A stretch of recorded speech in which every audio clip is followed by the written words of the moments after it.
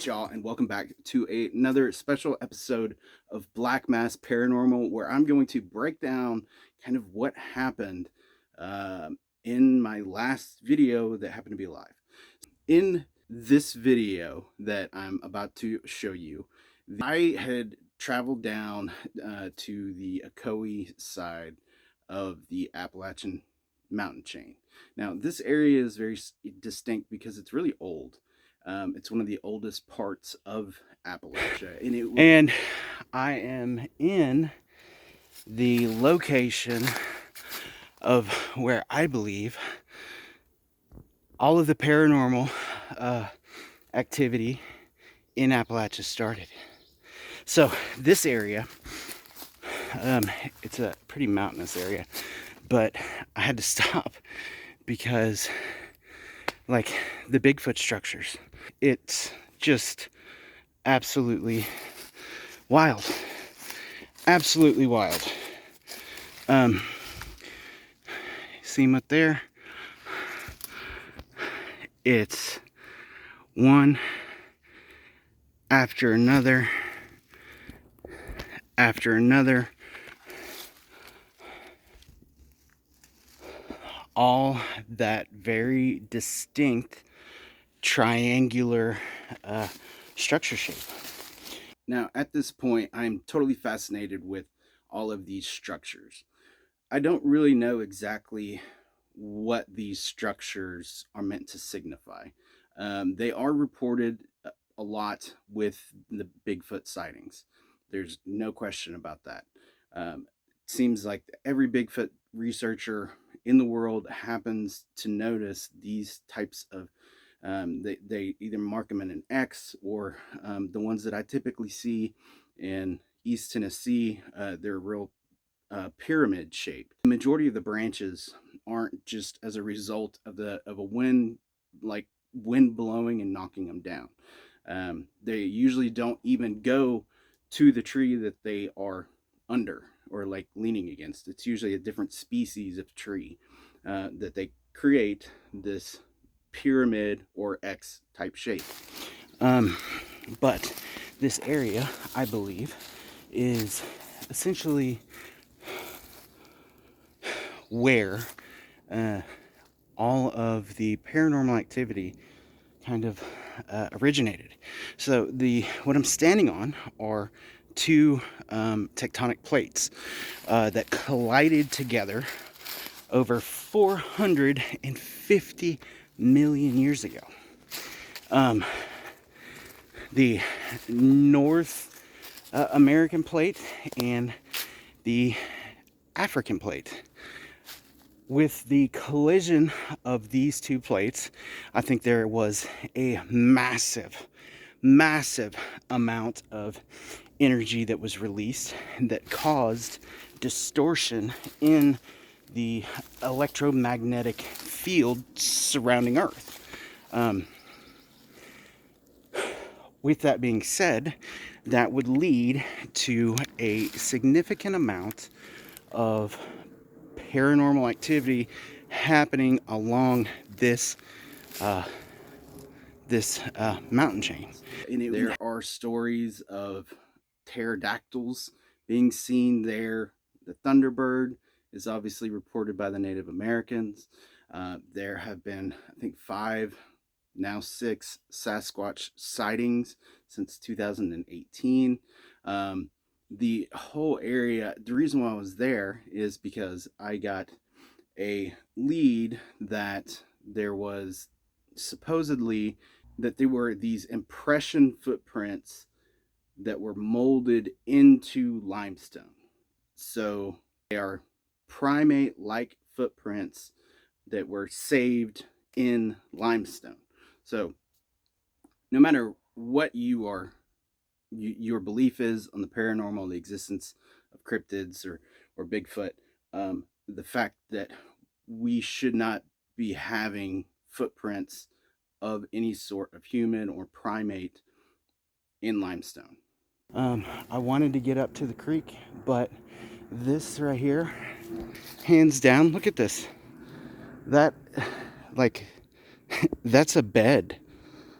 As I was heading up this trail, I did notice what looked to be some sort of nest. So I stopped and I looked at the nest and was really interested in the area. Like, that's a bed. Um, and then, so at this point, I'm totally fascinated with this nest, and I am looking at it because it's clearly been that the pine straw has been pushed and manipulated in a way to where they can, something large can kind of like bed down. And I didn't get the opportunity to go through and look for hair samples. My ADD totally kicked in, and you know, it is what it is. And we've got these nests. These are in Happy Valley area of the Smokies, which we are not too close to. But I'm already getting nervous because I heard something moving. Anyway, it's something to do with the mountains. These birds. I don't know.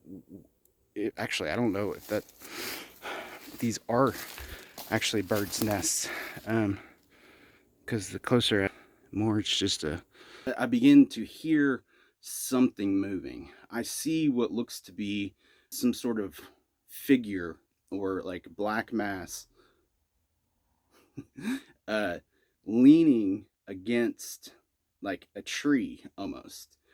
And I see this thing just kind of, to me, it looked like it just kind of came out of the ground and then took off running. A pile of something. So, um,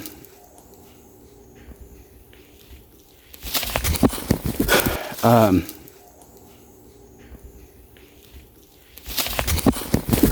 um,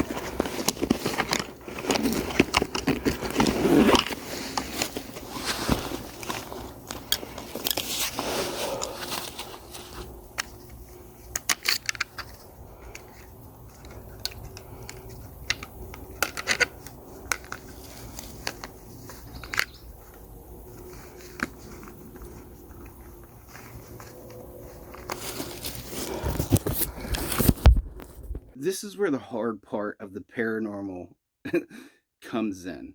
As a paranormal investigator, everybody says, "Oh, it's your job to point the camera.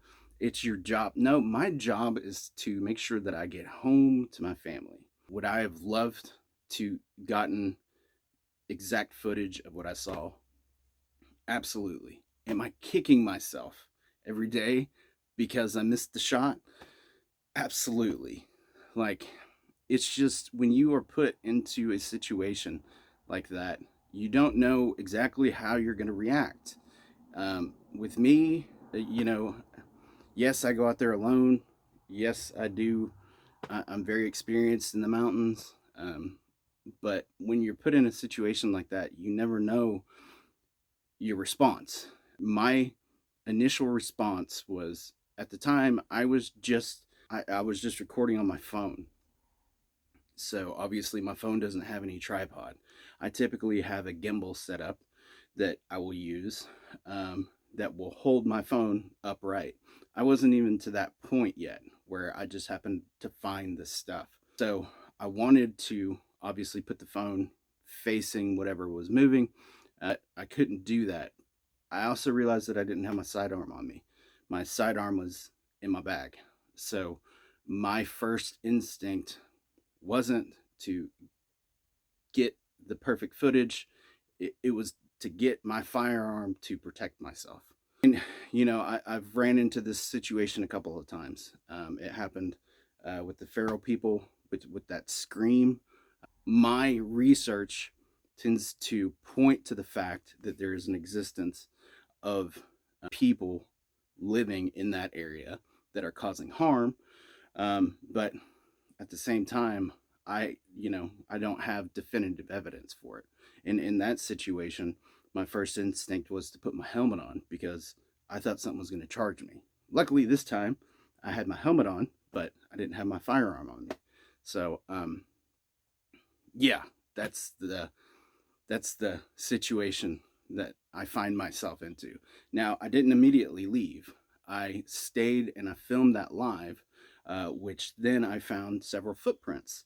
Um, I'm still a little bit confused on what those footprints were because there is I found two, what I believe to be footprints. Um, and looking back, they were actually pretty close to each other.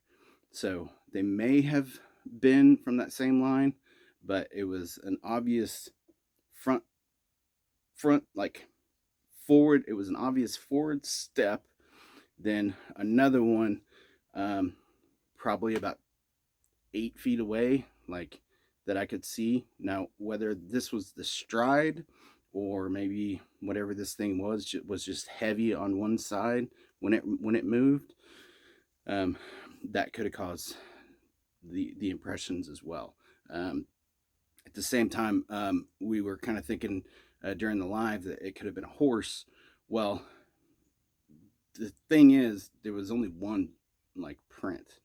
So if there was a horse and it was going downhill, there would have been, at least two with it shifting its weight forward. And there wasn't that. The direction that it went like right into trees. So it would have had to either sidestep them, which then would have led for another footprint.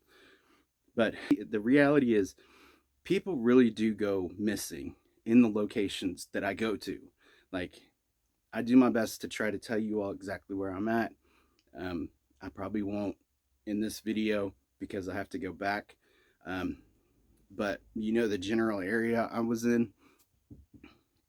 So with that being said, I'm doing my best to gather as much information as I can without putting myself like in a life-threatening situation, because that could happen really quickly. So I hope you enjoyed this little extra bit of footage. If you're new to the channel, please hit that subscribe button. Definitely give this video a like, and comment down below. Let me know what you think. We've got a bunch of adventures lined up, so I'm excited to get back on the road. And the next thing that I'm going to be working on might be a little bit confrontational. See ya.